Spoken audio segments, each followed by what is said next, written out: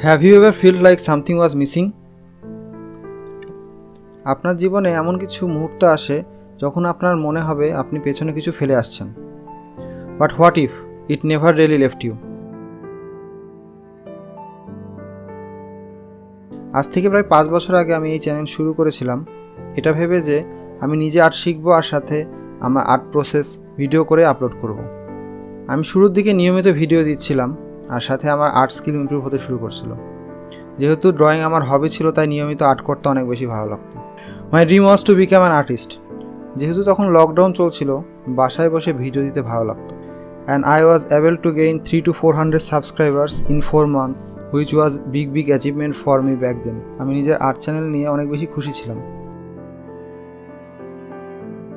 কিন্তু আস্তে আস্তে আমার নিয়মিত আর্ট করার প্রতি যে নেশাটা সেটা কমতে থাকে আর নিখুঁত হওয়ার প্রতি একটা নেশা তৈরি হতে শুরু করে। আরও অনেক কারণ থাকলেও the main reason was procrastination.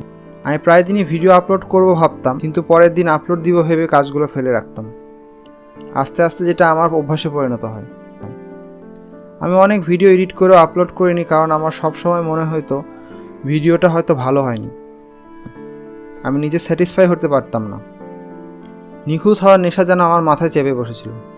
আমি শুরুর দিকে যেখানে সপ্তাহে 2 থেকে 3টা ভিডিও দিচ্ছিলাম সেখানে আস্তে আস্তে মাসে 2 থেকে 3টা ভিডিও দেওয়ার ইচ্ছা হারিয়ে যাওয়া শুরু করে। মাঝে মাঝে নিয়মিত হওয়ার চেষ্টা করলেও বিভিন্ন কারণে অভ্যাস তৈরি করতে পারিনি। আপনি যদি আমার চ্যানেল ঘুরে দেখেন আমি লাস্ট 4 মাসে একটা ভিডিও দিইনি আর আমি সেভাবে আর্ট প্র্যাকটিসও করিনি 4 মাসে।